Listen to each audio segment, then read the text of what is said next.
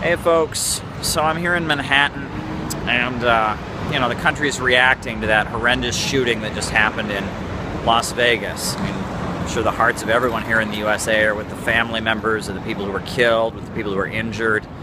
You know, we're all just kind of in shock.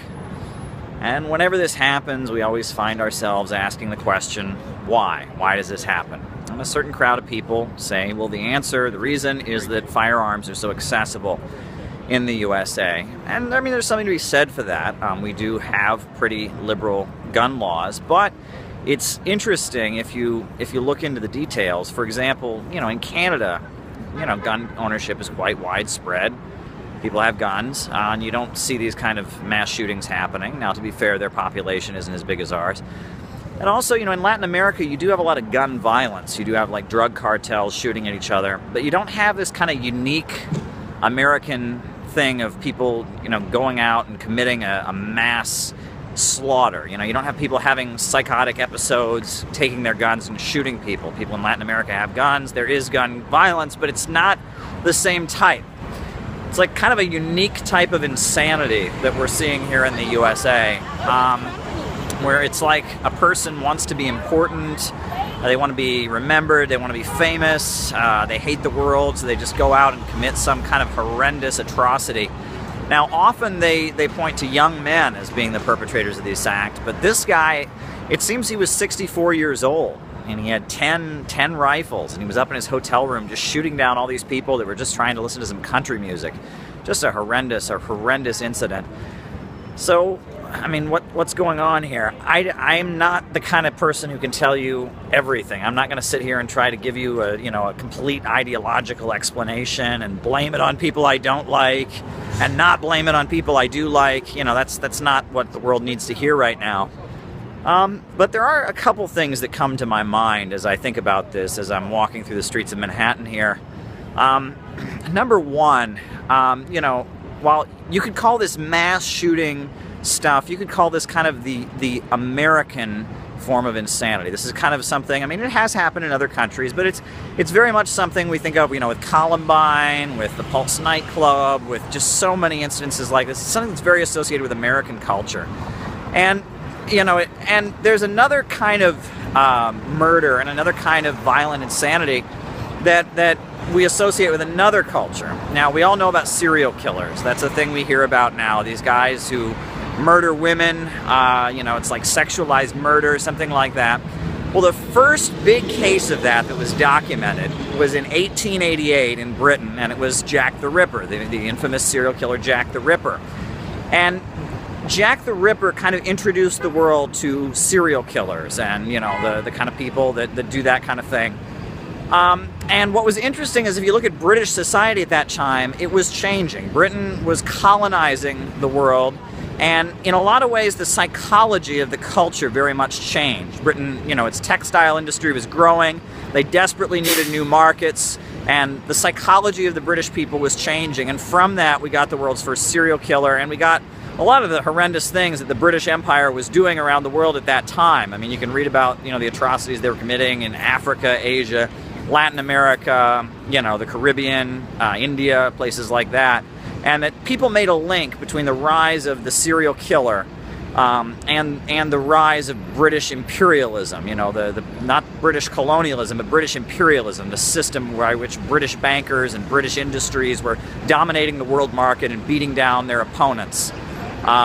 So that's one connection people make. And another connection that might be an interesting thing to look into is, as the USA has changed culturally. After the Second World War especially, the USA emerged as probably the dominant country in the world economy.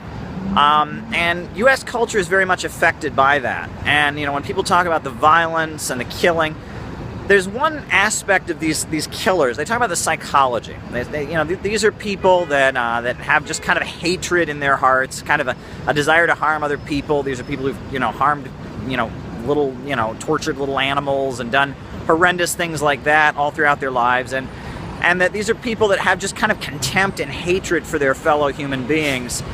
and they hope that they can commit some really horrendous act of violence before ultimately losing their life. They assume that they'll die or they shoot themselves. This guy out in Las Vegas, he shot himself after he killed all those people, and it's almost like they just want the whole world to know how much they hate their fellow human beings.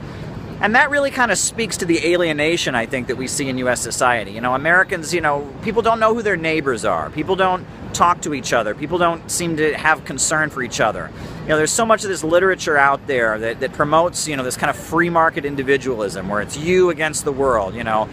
They talk about, you know, some of these books you'll buy that they push in business school. They push like the Ayn Rand literature, Milton Friedman. They talk about the virtue of selfishness, you know, and the strong ruling over the weak. And there's this desire by a lot of aspects of modern society, especially those associated with neoliberalism and capitalism, to just kind of kill the inner humanity of people. And just kind of suppress the aspects of humans that make them human, their ability to work with each other and to care for people.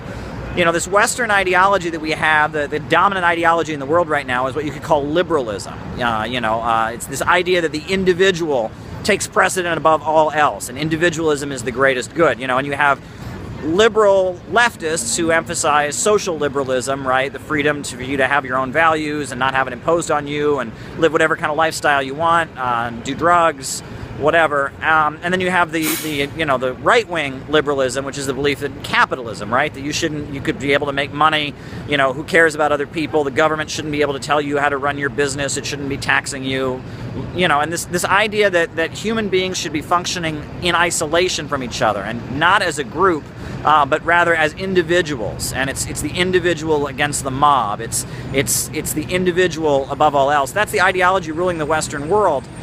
But interestingly, if you look at human beings, we are collective creatures. You know, from most of human history, we were hunter-gatherers. And for, you know, I mean, at no point in human history, I mean, look, the way I'm making this video here with my iPhone, this is the result of collective labor. Thousands and thousands and thousands of people contributed to the process of making this iPhone. No one in the entire world today can look at this iPhone that I made and say, I made that. That's my invention. No one can say that. We're collective creatures, but the Western world and the Western ideology has really separated us from each other. So we're all just reacting to this horrendous shooting. I mean, these are the things that are going through my mind. I'm thinking about Western liberalism. I'm thinking about the rise of serial killers and British colonialism and wondering if there's a connection there. I've had a lot of thoughts here, but we're all reacting to this horrendous event, so I figured I would just kind of let you know what's on my mind.